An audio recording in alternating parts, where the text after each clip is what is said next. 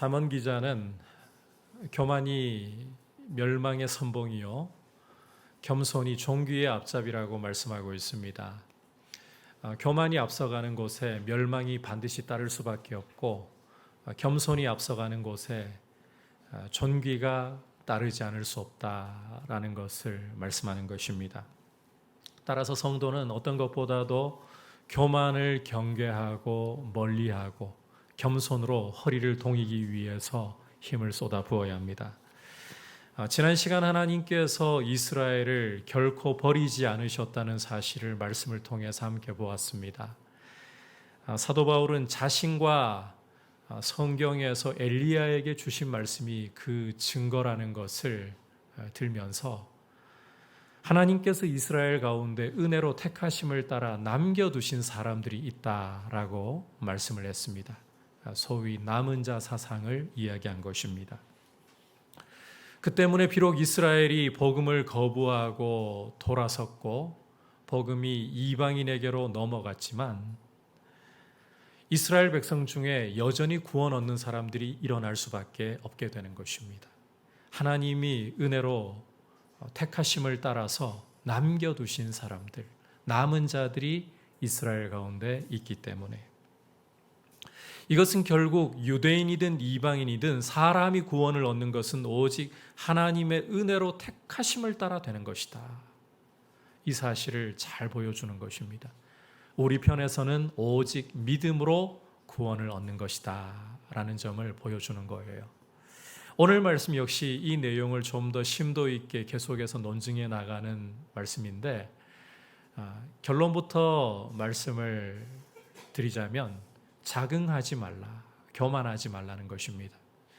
왜 교만하지 말아야 하는가, 자긍하지 말아야 하는가? 우리가 이제 말씀을 통해 그 이유를 살펴보면서 우리에게 주시는 메시지를 듣도록 하겠습니다. 자, 자긍할 수 없는 첫 번째 이유, 그것은 바로 하나님의 신비로운 구원 계획 속에 구원이 들어있기 때문입니다.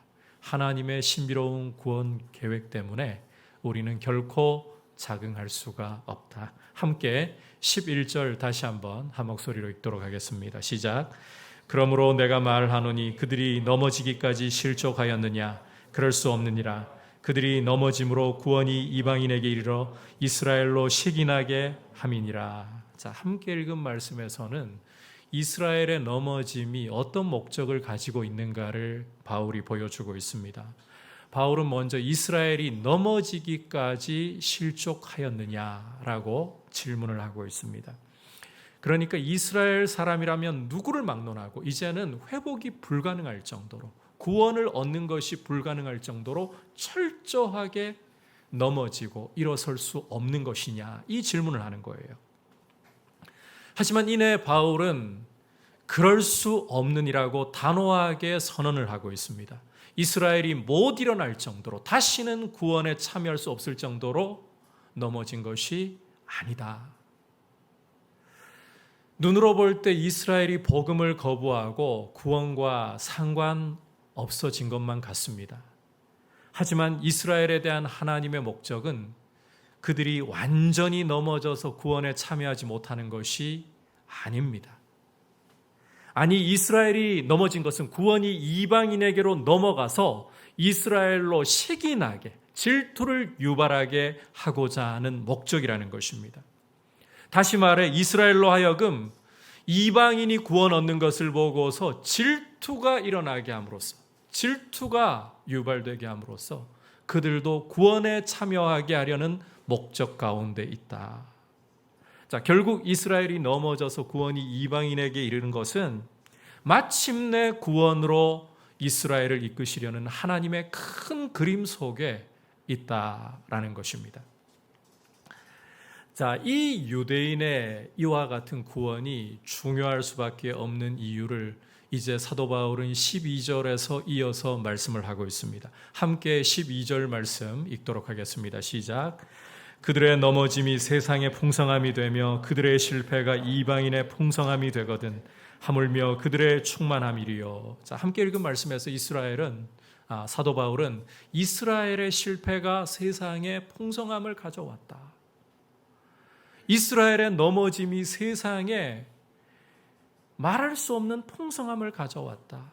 이 무슨 이야기인가 하면 이스라엘이 넘어지고 구원이 이방인에게 흘러감으로써 유대인들에게 개와 돼지라고 죄 가운데서 무지하다고 비난을 받던 이방인들이 하나님의 자녀가 되는 이런 놀라운 풍성함을 얻게 되었다는 것입니다.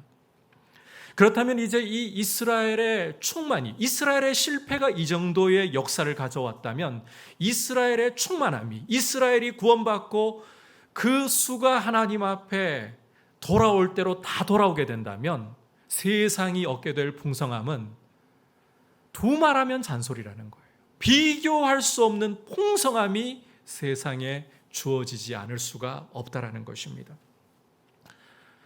앞서 로마서 5장에서 사도 바울은 그리스도의 죽으심으로 우리가 하나님과 화목하게 되었다라고 말씀을 했습니다.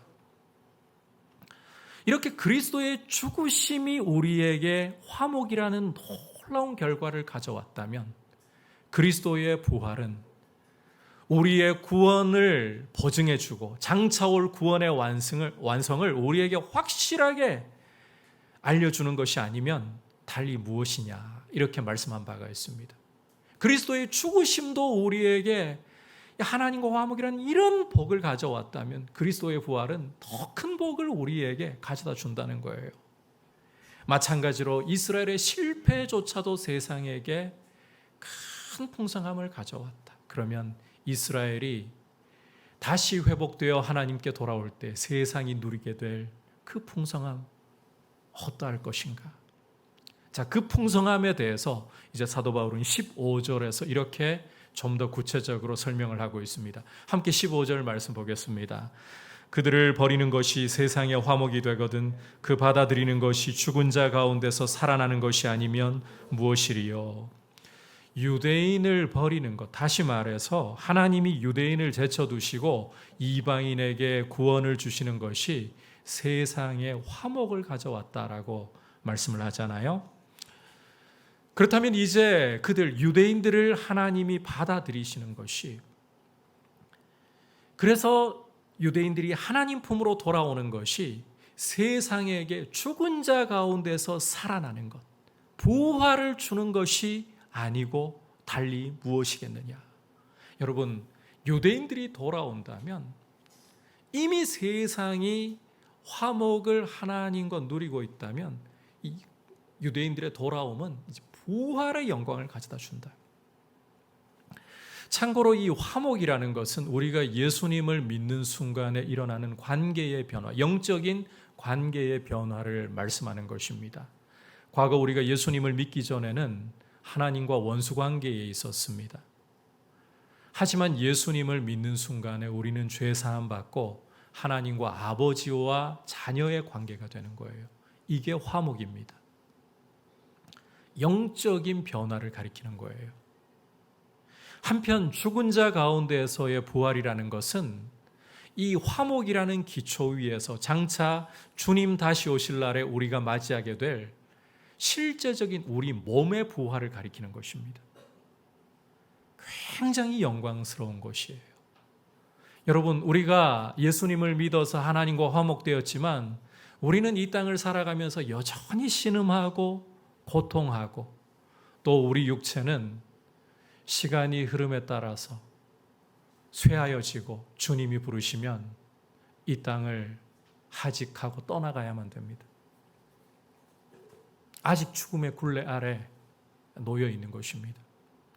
하지만 주님이 장차 이 땅에 다시 오셔서 죄와 사망 권세를 불못에 던져 넣으시고 멸하실 그때에, 새 하늘과 새 땅을 여실 때에 우리 몸은 예수 그리스도께서 부활하신 모습처럼 더 이상 죽음의 그림자가 남아있지 않는, 죄가 우리를 괴롭히는 일이 없는 완전한 몸으로 변화될 것입니다.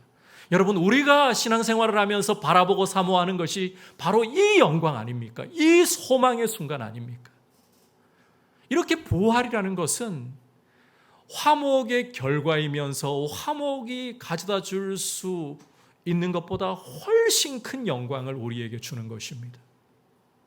이 점을 염두에 두고서 다시 한번 15절로 돌아와 본다면 유대인들을 버림으로써 세상이 화목을 얻었다. 그렇다면 유대인들을 받아들이는 것은 죽은 자들 가운데서의 부활이 아니고 무엇이겠느냐. 이런 큰 영광, 이런 풍성함의 풍성함이 세상에 더해진다라는 것입니다. 따라서 사도 바울은 이 유대인의 구원이 참 중요하다는 이야기를 하는 거예요. 하나님의 구원 계획 속에 이런 신비로운 일이 포함되어 있다는 거예요. 여러분, 하나님의 구원 계획을, 하나님의 일하심을 우리가 살펴보면 참 우리 머리가 측량할 수 없을 정도로 신비롭고 놀랍지 않을 수가 없습니다. 하나님의 지혜와 능력이 크시지 않을 수 없음을 우리가 고백할 수밖에 없습니다. 어떻게 이스라엘을 버리는 것에서 이방인에게 구원이 넘어가 이방인이 구원 얻는 일이 벌어지는 것인지, 게다가 이방인이 구원 얻는 것을 보고 이스라엘이 시기가 나서 그들도 구원에 참여하는 이런 일이 벌어지는 것인지, 분명히 이스라엘에게는 버림과 실패라는 재앙이 온 것이었습니다. 그것도 이스라엘의 불순종으로 인해서 이 재앙이 초래된 것이었습니다. 그런데 하나님께서는 이런 불순종으로 인한 재앙에도 불구하고 이것을 이방인이 구원 얻을 수 있는 기회로 삼으시고, 또 이방인의 구원을 통해서 이스라엘도 마침내 하나님께 돌아와서 세상이 하나님과 화목과 더 나아가 부활이라는 이 영광을 보게 하시는 이 일을 하나님이 하시는 거예요. 악을 선으로 바꾸어내시는 이것이 하나님의 지혜이고 하나님의 능력이고 하나님의 구원 계획이라는 것입니다. 여러분, 하나님의 일하심이 이러하다면 우리가 예수를 믿은 것에 대해서 결단코 교만하거나 내 실력이라고 나의 자격이라고 말할 자격이 없습니다. 교만하거나 자긍할 수가 없다는 것입니다. 오히려 우리가 구원을 얻은 것이 이스라엘이 넘어짐으로 우리에게 온 기회이구나. 겸손하게 우리에게 이 구원이 임할 수 있도록 하나님 기회를 주셔서 감사합니다. 그리고 이제 이 구원의 은혜를 주셨으므로 이것을 통해 유대인들도 하나님 앞에 돌아오도록 시기케 하는 통로가 되어서 세상의 풍성함에 풍성함이 더해지는 이 통로로 쓰임받을 수 있도록 복음 앞에 충성할 수 있는, 우리 삶을 통해 복음을 증거하는 통로가 되게 하옵소서. 이 은혜를 우리에게 주시기를 축복합니다. 이제 두 번째로 자긍할 수 없는 이유는 뿌리가 거룩하기 때문에 가지도 거룩하다는 데 있습니다. 뿌리가 거룩한즉 가지도 그러하다. 하나님의 구원 계획의 신비와 영광을 생각할 때에 사도 바울은 이스라엘이 구원 얻기를 사모하지 않을 수가 없습니다. 그리고 자신의 직분에 대해서 다음과 같이 말하지 않을 수가 없습니다. 함께 13절과 14절 한 목소리로 보도록 하겠습니다. 시작. 내가 이방인인 너희에게 말하노라. 내가 이방인의 사도인 만큼 내 직분을 영광스럽게 여기노니 이는 혹 내 고륙을 아무쪼록 시기하게 하여 그들 중에서 얼마를 구원하려 함이라. 함께 읽은 말씀에서 사도 바울은 자신에게 주어진 직분에 대해서, 이방인의 사도라는 이 직분에 대해서 영광스럽게 여긴다고 말씀을 하고 있습니다. 왜냐하면 자신을 통해서 이방인들이 복음을 듣고 구원을 얻게 되면, 그리고 그 수가 차면 찰수록 유대인들이 시기하고 그것을 통해 하나님께 돌아오는 일들이 더 많아지게 되기 때문에 그 결과가 뭐라고 했습니까? 세상의 풍성함에 풍성함이 더해지는 것이다. 따라서 자신의 직분이, 이방인의 사도로서의 직분이 영광스럽지 않을 수가 없다는 거예요. 자, 이 말을 하면서 바울이 이스라엘 사람들을 구원하는 부분에서 얼마를 구원하려고 한다라고 언급한 부분을 우리가 좀 주목할 필요가 있습니다. 이스라엘을 구원하는데 모든 사람을 구원하는 것이 아니라 얼마를 구원하려고 함이라. 일부를 구원하려고 한다. 어떤 분들은 이 부분을 해석하면서 바울의 겸손함을 자신이 구원을 이루는 일에서 전부가 되는 것처럼 말하지 않는 겸손함이라고 해석을 하기도 합니다만, 오히려 이 부분을 남은 자와 연결시켜서 이해하는 것이 더 적절한 해석인 것 같습니다. 사도 바울은 이스라엘이 구원을 얻는 것이 민족 전체, 이스라엘 개인 한 사람 한 사람 전부를 이야기하는 게 아니라는 겁니다. 남은 자를 이야기한다는 거예요. 남은 자. 여러분, 앞서 이방인이든 유대인이든 간에 구원을 얻는 것은 무엇으로 이루어진다고 했습니까? 혈통으로나 육정으로나 사람의 뜻으로가 아니라 오직 하나님의 택하심으로, 은혜로, 우리 편에서는 믿음으로 이루어진다라고 분명히 말씀드렸죠. 따라서 시오니즘이 이야기하는 것처럼 유대인의 혈통이기 때문에 유대인들은 다 구원받는다, 성경은 절대 그렇게 가르치지 않아요.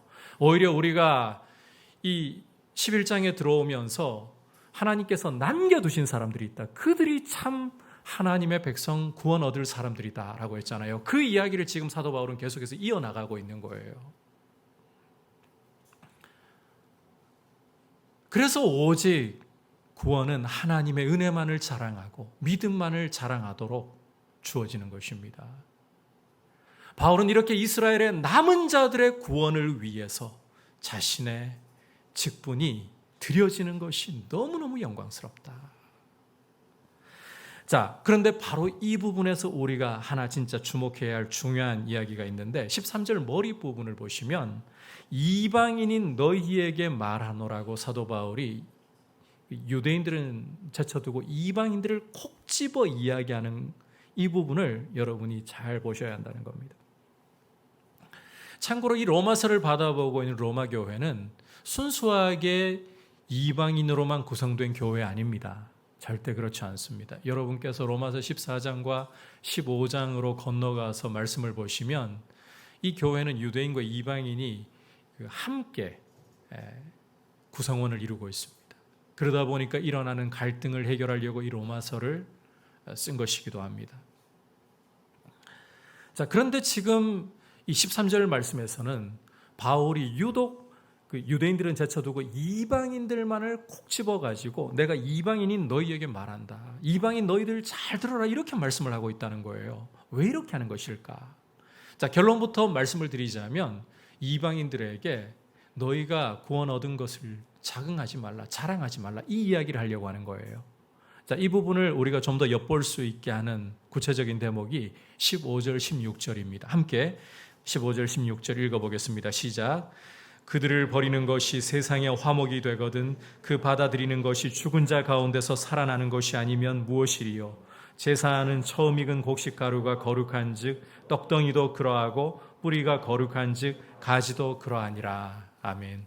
자, 15절은 여러분들께 내용을 설명을 드렸기 때문에 다시 이 내용을 상세하게 말씀드릴 필요는 없을 것 같습니다. 유대인의 실패가 세상에 화목을 가져왔는데 하물며 유대인들의 구원이 세상에 부활을 가져오지 않으면 달리 무엇을 가져오겠느냐. 그만큼 유대인 구원이 중요하다, 세상에게 풍성함을 가져온 일에 중요하다, 이 이야기가 15절이죠. 자, 16절 역시 같은 맥락 속에서 우리가 읽어 이해해야 할 내용인데, 용어부터 좀 설명을 하자면 여기에서 제사하는 처음 익은 곡식가루나 뿌리는 이스라엘의 조상들을 비유적으로 가리키는 표현들입니다. 이스라엘의 조상들. 다시 말해 아브라함과 이삭과 야곱과 같은 믿음의 조상들을 가리키는 표현이 처음 익은 곡식가루, 뿌리라는 것입니다. 자, 그렇다면 이제 이 처음 익은 곡식가루로 만드는 떡덩이, 그리고 이 뿌리에서부터 나오는 가지, 이게 뭘 의미하겠습니까? 당연히 이 믿음의 조상들로부터 그 믿음을 계승하는 믿음의 자손들을 가리키는 것이 아니면 달리 무엇이겠습니까? 참 이스라엘, 참 하나님의 백성들을 떡덩이라고 가지라고 이야기를 하는 거예요. 쉽게 말해서 아브라함의 믿음의 전통을 이어받는 우리 예수 믿는 사람들을 떡덩이, 가지 이렇게 사도 바울이 묘사를 하고 있다는 것입니다. 자, 여러분, 떡덩이는 가루에서부터 만들어지는 거예요. 가지는 뿌리에서부터 뻗어나오는 거예요. 그러니까 우리 믿음이라는 것이 그냥 우리의 실력과 우리의 자격으로 어느 순간에 얻게 된 우리의 복이 아니라 앞서간 아브라함과 이삭과 야곱이라는 이 믿음의 조상들의 전통을 이어받은, 그래서 우리가 우리 스스로 믿었다라고 우리 믿음을 자랑할 수가 없는 일이라는 거예요. 여러분, 우리 믿음은 믿음의 조상들의 전통을 이어받는 것입니다. 그렇다면 우리가 감히 우리 자신의 믿음에 대해서 남들보다 우리가 탁월한 사람이기 때문에, 우리가 자격이 있기 때문이라고 자랑하면서 아직 예수님을 믿지 않는 사람들에 대해서, 그리고 오늘 문맥에서 본다면 유대인들에 대해서 함부로 멸시하거나 우리 자신을 높이는 일을 해서 되겠는가? 결코 아니라는 거예요. 우리가 복음을 전하면서 때로는 우리 자신이 대단한 특권을 가진 사람인 것처럼 우리 자신을 높일 때가 있곤 합니다. 여러분, 예수 천당 불신 지옥 이 구호가 맞습니까? 틀립니까? 너무 복잡하게 생각하지 마시고 그냥 단순하게 맞잖아요? 이거 틀림없는 사실입니다. 예수님을 믿어야 우리가 하나님 나라를 기업으로 얻을 수 있는 것이고, 믿지 않으면 지옥에 떨어질 수밖에 없는 것이 우리의 길입니다. 이 말이 전혀 틀리지 않아요. 그런데 우리가 이 예수 천당 불신 지옥을 외칠 때에 때로는 우리 마음속에 우리도 모르는 사이에 특권의식이 파고들어서 말을 하고 있는 것은 없는가를 살펴볼 필요가 있다는 거예요. 너희가 예수 안 믿으면 지옥 가. 여기에 초점을 맞추고 있는 거 아닌가? 특히 복음에 대해서 세게 거부를 하고 우리를 비방하는 사람들에게 복음을 전하려고 할 때일수록 더더욱 안 믿으면 지옥 가. 여기에 초점을 맞추고 여기에 더 힘을 주려고 하는 것 아닌가? 그러는 사이에 우리도 모르게 우리 자신 안에는 예수를 믿은 나는 천국가, 이 특권의식이 자리를 잡아가는 것 아닌가 하는 점입니다. 여러분, 복음을 위해 살아가는 삶에서는 우리가 잘나서 믿게 된 거 아니다. 특권의식을 가져서는 안 돼요. 믿지 않기 때문에 지옥 떨어져라 이런 생각을 가져서는 안 되는 거예요. 오히려 그들도 아직까지 그리스도를 알지 못하는 그들도 예수 그리스도를 믿고 구원에 이르기를 사모하는 마음으로 우리가 메시지를 외쳐도 외쳐야 되는 거예요. 여러분, 이 말이라는 것에도 온도차가 있습니다. 똑같이 이야기를 하는데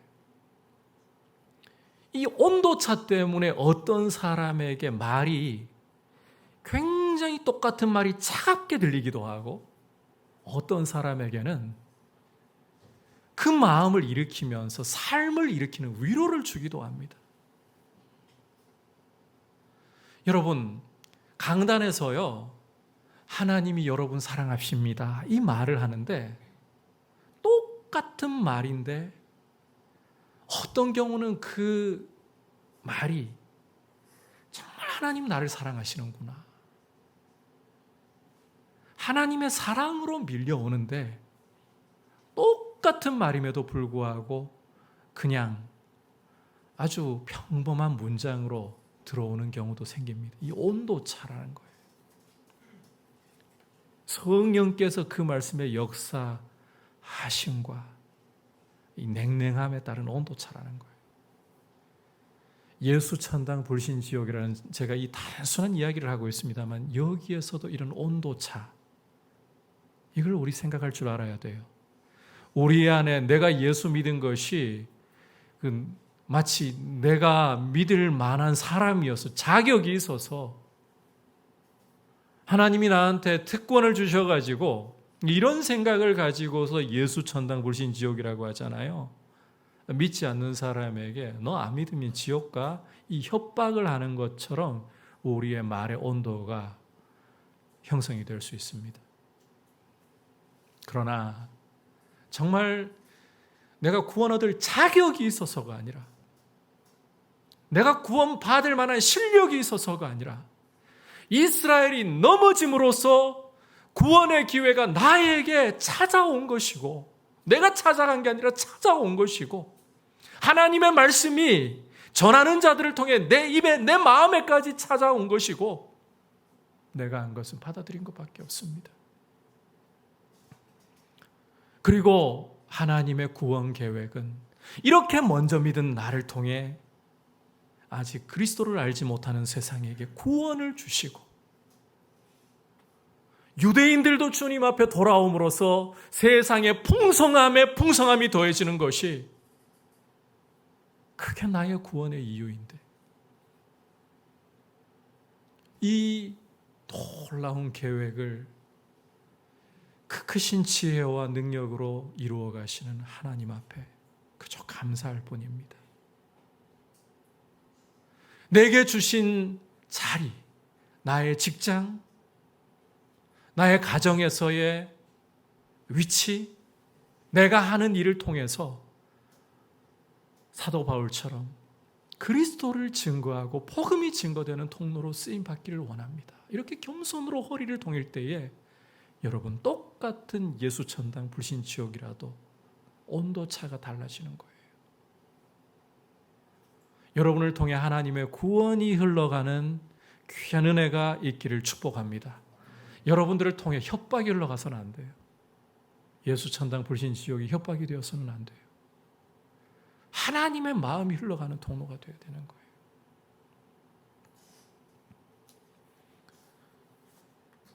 제사하는 처음 익은 곡식 가루가 거룩한즉 떡덩이도 그러하고, 뿌리가 거룩한즉 가지도 그러하니라. 우리가 잘나서가 아닙니다.